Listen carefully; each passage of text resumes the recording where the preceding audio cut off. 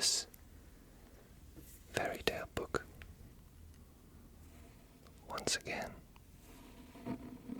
this is a story as told by the Brothers Grimm. So, let's get right into it.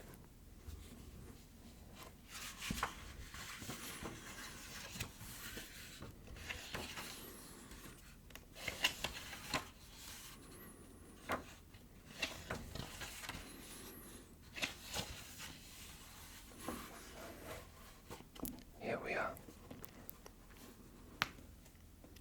Hans in Lacken. Hans had served his master 7 years, and at last said to him, "Master, my time is up.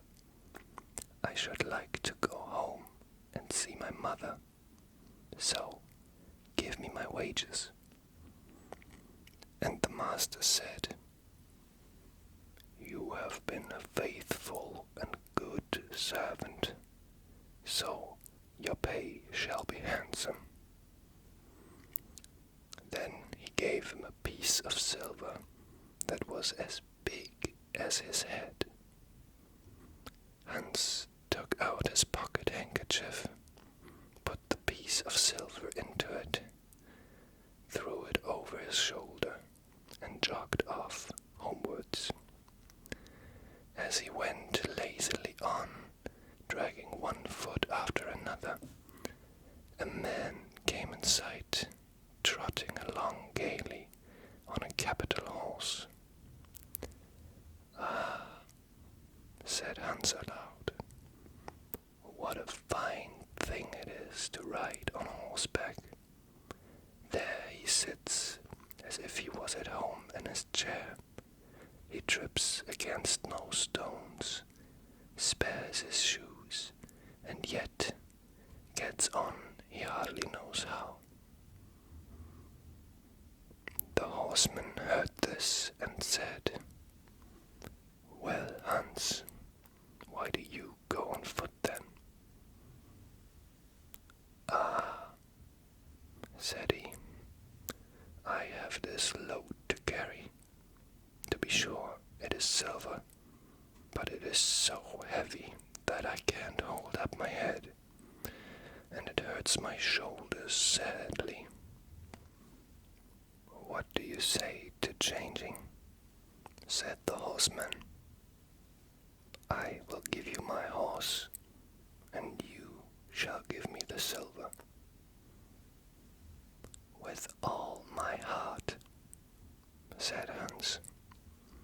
"But I tell you one thing. You'll have a weary task to drag it along." The horseman got off, took the silver, helped Hans up, gave him the bridle into his hand, and said, "When you want to go very fast, you must smack your lips loud and cry, 'Yip.'" Hans was delighted as he sat on the horse and rode merrily on. After a time he thought he should like to go a little faster, so he smacked his lips and cried, "Yip." Away went the horse full gallop, and before Hans knew what he was about, he was thrown off and lay in a ditch by the roadside, and his horse would have run off if a shepherd who was coming by, driving a cow, had not stopped it. Hans soon came to himself and got upon his legs again. He was sadly vexed and said to the shepherd, "This riding is no joke when a man gets on a beast like this, that stumbles and flings him off as if he would break his neck. However, I'm off now once for all. I like your cow a great deal better. One can walk along at one's leisure behind her and have milk, butter, and cheese every live to have such a cow." "Well," said the shepherd, "if you are so fond of her, I will change my cow for your horse." "Done," said Hans merrily. The shepherd jumped upon the horse, and away he rode. Hans drove off his cow quietly and thought his bargain a very lucky one. "If I have only a piece of bread, and I certainly shall be able to get that, I can, whenever I like, eat my butter and cheese with it. And when I'm thirsty, I can milk my cow and drink the milk. What can I wish for more?" When he came to an inn, he halted, ate up all his bread, and gave away his last penny for a glass of beer. Then he drove his cow towards his mother's village, and the heat grew greater as noon came on, till at last he found himself on a wide heath that would take him more than an hour to cross, and he began to be so hot and parched that his tongue clave to the roof of his mouth. "I can find a cure for this," he thought. "Now will I milk my cow and quench my thirst." So he tied her to the stump of a tree and held his leathern cap to milk into, but not a drop was to be had. While he was trying his luck and managing the matter very clumsily, the uneasy beast gave him a kick in the head that knocked him down, and there he lay a long while senseless. Luckily, a butcher soon came by, driving a pig in a wheelbarrow. "What is the matter with you?" said the butcher as he helped him up. Hans told him what had happened, and the butcher gave him a flask, saying, "There, drink and refresh yourself. Your cow will give you no milk. She is an old beast, good for nothing but the slaughterhouse." "Alas, alas," said Hans. "Who would have thought it?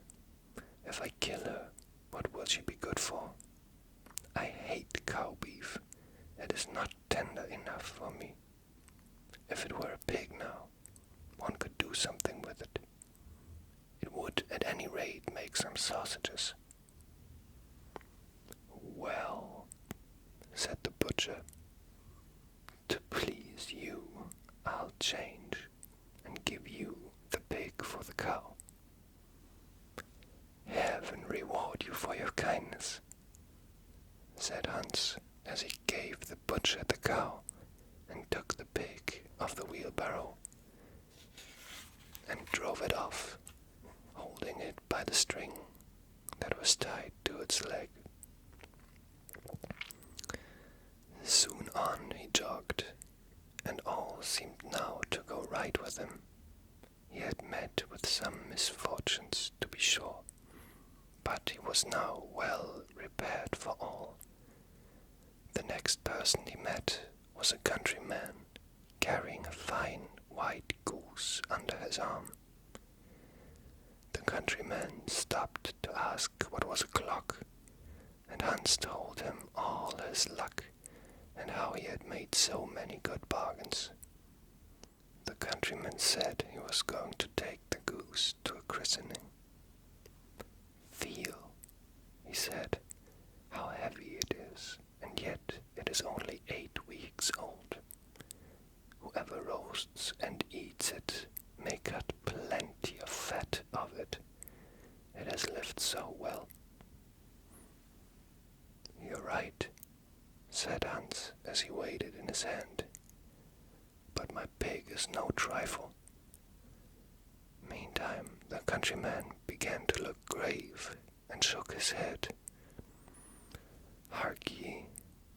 said he. "My good friend, your pig may get you into a scrape. In the village I just come from, the squire has had a pig stolen out of his sty. I was dreadfully afraid when I saw you that you had got the squire's pig. It will be a bad job if they catch you. The least they'll do will be to throw you into the horse pond." Poor Hans was sadly frightened. "Good man," he cried, "pray get me out of this scrape. You know this country better than I. Take my pig and give me the goose. I ought to have something into the bargain," said the countryman. "However, I will not bear hard upon you, as you are in trouble." Then he took the string in his hand and drove off the pig by a side path, while Hans went on the way homewards, free from care. "After all," thought he, "I have the best of the bargain. First there will be a capital roast, then the fat will find me in goose grease for 6 months, and then there are all the beautiful white feathers. I will put them into my pillow, and then I am sure I shall sleep soundly without rocking. How happy my mother will be." As he came to the last village, he saw a scissor grinder with his wheel working away and singing. "O'er hill and o'er dale, so happy I roam. Work light and live well, all the world is my home. Who so blithe, so merry as I?" Hans stood looking for a while, and at last said, "You must be well off, Master Grinder. You seem so happy at your work." "Yes," said the other. "Mine is a golden trade. A good grinder never puts his hand in his pocket without finding money in it. But where did you get that beautiful goose?" "I did not buy it, but changed for a pig." "And where did you get the pig?" "I gave a cow for it." "And the cow?" "I gave a horse for it." "And the horse?" "I gave a piece of silver as big as my head for that." "And the silver?" "Oh, I worked hard for that 7 long years." "You have thriven well in the world hitherto," said the grinder. "Now, if you could find money in your pocket whenever you put your hand into it, your fortune would be made." "Very true, but how is that to be managed?" "You must turn grinder like me," said the other. "You only want a grindstone. The rest will come of itself. Here is one that is a little the worse for wear. I would not ask more than the value of your goose for it. Will you buy?" "How can you ask such a question?" replied Hans. "I should be the happiest man in the world if I could have money whenever I put my hand in my pocket. What could I want more? There's the goose." "No," said the grinder, as he gave him a common rough stone that lay by his side.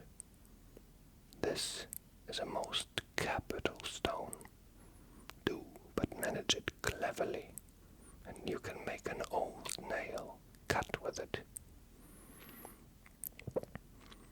Hans took the stone and went off with a light heart. His eyes sparkled for joy, and he said to himself, "I must have been born in a lucky hour. Everything that I want or wish for comes to me of itself." Meantime, he began to be tired, for he had been traveling ever since daybreak. He was hungry too, for he had given away his last penny in his joy at getting the cow. At last he could go no farther, and the stone tired him terribly. He dragged himself to the side of a pond, that he might drink some water and rest a while. So he laid the stone carefully by his side on the bank. But as he stooped down to drink, he forgot it, pushed it a little, and down it went plump into the pond. For a while he watched it sinking in the deep, clear water, then sprang up for joy, and again fell upon his knees, and thanked heaven with tears in his eyes for its kindness in taking away his only plague, the ugly, heavy stone. "How happy am I!" cried he. "No mortal was ever so lucky as I am."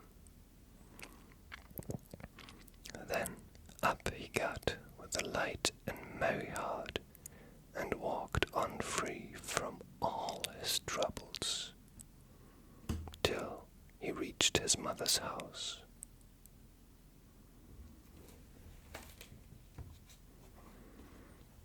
So, this was the story of Hans in luck. I'm not so sure if he was actually that lucky. I guess if you are nihilistic and don't want any materialistic burdens in your life, then you would call this luck, definitely. But maybe Hans was just not that bright. Maybe leave a comment and tell me how you think the moral goes. One thing that I found very interesting was the use of a clock. Because, obviously, and I did not know or realize that, a clock means on the clock. What is on the clock? Well, you learn something new every day. I hope you enjoyed this video. If you did, please consider subscribing, maybe giving it a thumbs up. And, of course, come back, watch another one. So, this was my fairy tale corner.